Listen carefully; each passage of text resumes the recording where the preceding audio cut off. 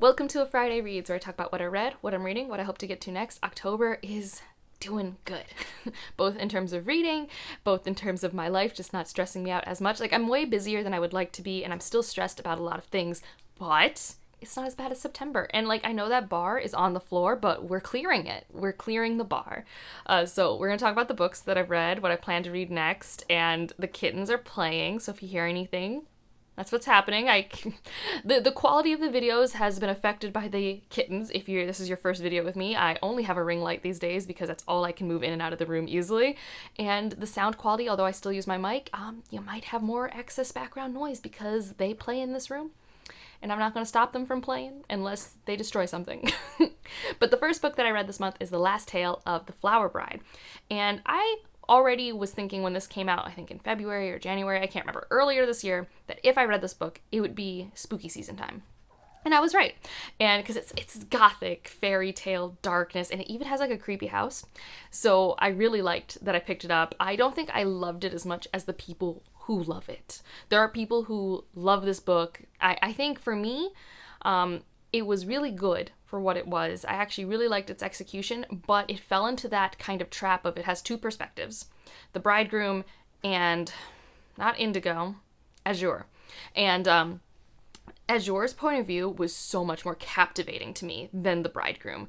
I could care less about the bridegroom, so any tension or curiosity that was tied to his plotline did not land for me, which is probably why for me this isn't like a perfect spooky gothic haunting time, but I almost like the Azure stuff enough to like balance that out.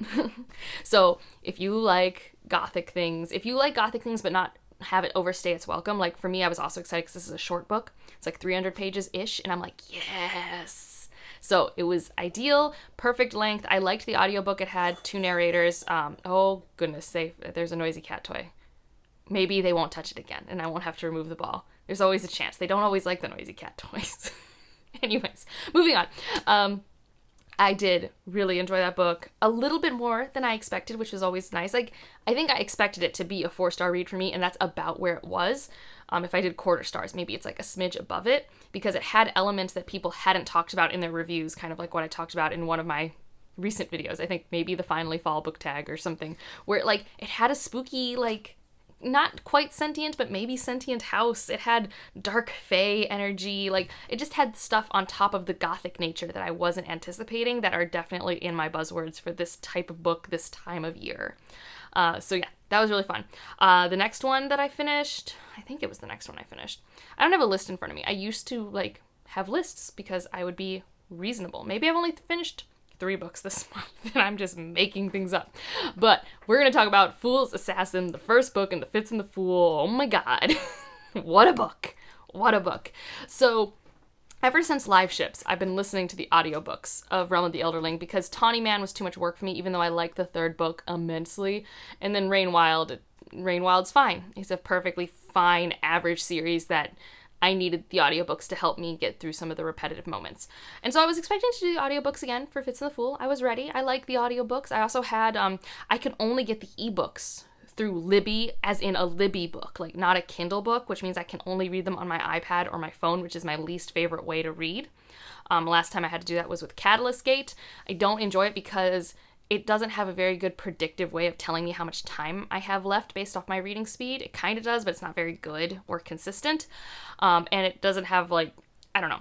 I don't like it. I'll do it, but I don't love it. And I wasn't about to spend money on the ebook because I'm cheap. And so here I am, reading it on my phone, thinking about doing the audiobook, and then realizing I can't listen and read it at the same time because they're both Libby things. And being all nervous about that, it's like, do I have to bring out the iPad? And then all of a sudden, I'm like, no, I love this book, reading it with my eyeballs. We are in, this is as good as Live Ship Trader territory. And it was so good, so frustrating in the ways you want a book to be frustrating. I wish everyone in our buddy read could pick up the next book, like, right now, because that's the energy. I now understand why everyone who's ever talked about this book on a booktube channel that I follow was like, and we were supposed to wait blank to read the book, but then I just read them all at once because I couldn't wait, and I get it. I get it. I don't think we can do that. I think I'll be reading other things, but oh, it was a time. And I think the big thing for me and this might be helpful to people who have had a similar Realm of the Elderling experience to me, is a lot of my issues with the Fitz series is how much apathy I would have towards Fitz or anger. And for once, I actually just really love following him. Like, I really love following him as a character in this series, and a lot of that has to do with the growth he goes through in Tawny Man, and a lot of that also just has to go through where he's at in life at this point and how he's chosen to use his growth. They are attacking my Year of Sanderson boxes right now, if you're curious. Let's see if I can grab Kieran real quick. And here's the big boy! He's getting so big. What, Kieran, you don't like to perform for the camera? You just want to play with all my boxes of my bookish things? He's so cute. Although they have learned to get to the top of the bookshelves. And, yeah, we're gonna... No, do not eat the cord. We're still working on no cords. We're working on a lot of things. Oh, but now he's purring. Gosh. They're very manipulative to me. Don't eat that. Okay, so I finished Fool's Assassin. That's a big boy, but it was really good. Like, it was really good. Another thing that I finished is Emily Wilde's Encyclopedia of Fairies? Yes, that's the name, I think. And this one, I don't know if you can tell. And next week, I'm going to have a video on what I think will be like the 20 books that make it to the Fantasy Goodreads Choice Awards. I'm trying to read a bunch of those because I might do a project of reading the short list or maybe the long list. I don't know. Why do I have ambitions when I have no free time? Who knows? But I'm pretty sure Emily Wilde's and The Last Tale of the Flower Bride, well, Last Tale of the Flower Bride less so, it could make it. But for sure, I think Emily Wilde's has been, mass appeal-wise, very popular. It's been out since January. I think that's going to make the list. And so I was like, I should pick it up. It probably is an audiobook. I know it's going to remind me of Lady Trent-ness, so let's give it a go. And, like, it has Lady Trent energy, but it's just not nearly as good. Like, it's not a bad book. This one also surprised me in that I liked it more than I anticipated. But that said, it still wasn't as good as a Lady Trent book. And if I'm going to read something like this, where it's journal diary entries and we're exploring and doing cultural studies and blah, blah, blah, I just want to reread Lady Trent. Like, and, you know, I get it. It's not even trying to be Lady Trent. I don't think that's what it's doing at all. But that's all I can think about. I think the one thing it has better is character interactions, necessarily, because Lady Trent, she's always, like, has some people in and out of her life in different books. And in this one, we have just, like, a duo and a dog. And, like, that energy is very good. But in so many instances, I was just like, oh, that reminds me of this scene from this book in the Lady Trent series. So, but I do like the chemistry between Bamblebee and Emily, and I don't know, there's a lot of good here, but also I do think it suffers from my reading experience, because I have read, you know, the best version of this type of book for my tastes, especially an audiobook. Like, I couldn't even be like, well, maybe it's an audiobook thing. Like, we all know I adored reading Lady Trent on audio if you've been with me for a while. And if you don't know what I'm talking about with Lady Trent, Memoirs of Lady Trent starts with The Natural History of Dragons. I have a Should You Read for that series. I love it with my entire being. It's written by Marie Brennan, who I also had in the channel recently for an interview. Anyways, not for that series, for the Rook and the Rose series. On a tangent. I read that. That was cool. So now, what am I reading? We're reading a short story anthology as a buddy read. It's probably one of our most active buddy reads we've had all year in the Patreon, which has been really fun. About a story-ish a day. Everyone's kind of going at their own pace, but that's about the cadence we've been going at, and it's Out There Screaming, the Jordan Peele edited anthology. And, I mean, it has a lot of authors I know. I mean, the first story is a Jemison. And, when Jemison writes horror, it still has her voice. If you don't like Jemison's voice, oh, no, it's here. It's splendidly here. And it is disgusting. And there's just a lot of unsettlingness, which is what you would expect from a horror anthology. So I'm enjoying that. Most of them so far have been really good, which for me in anthologies is, like, surprising. Like, I haven't necessarily had a miss. I think I've had a story that was, like, a 3-star story for me, but I haven't had a miss yet, which is very good. And then I have 2 other books that I'm currently reading, and I'm trying not to pick up another book, but, like, I'm kind of in that headspace of, like, I want to read all the things, so shouldn't I just start all the things? Which, no, you shouldn't. And I went to the library today because one of the ones that I've started to read, I saw on the shelf. I'm like, I guess I already have the Kindle and the audiobook, but why not have this around just to protect myself in the streets? This massive book. And if you can't tell, this is A Day of Fallen Night by Samantha Shannon. Way way back in the early days of this channel, I read Priory of the Orange Tree. And I liked it. Actually, I think I gave it 4.5 stars. So more than liked it. Thought it was a splendid time. And then 2 weeks later, I forgot everything about that book. Some of the world building's coming back to me as I'm reading this slowly but surely. So I was hesitant to pick this up. But just like Emily Wilde's, I'm like, this is going to make the Goodreads list. And this is a chunky one. This is definitely one of the longest ones. I should start. Also, if you're hearing anything, they are playing with a Spindrift box right now. Oh, Donna came over, though. No one ever gets to see Donna. Donna's a pretty girl.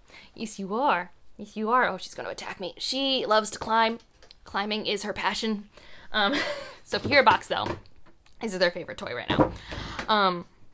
Where was I at? So Day of Fallen Night is going to make it, and I didn't dislike Priory of the Orange Tree. I've been avoiding reading this because it's too long. Like, it's too long. I just think it is. I thought Priory was too long, but also not long enough for the story it was going to be told. Like, I would have rather that have been a 1,000-page story split into 2 500-page books, and I just have a suspicion that's how I'm going to feel about this one.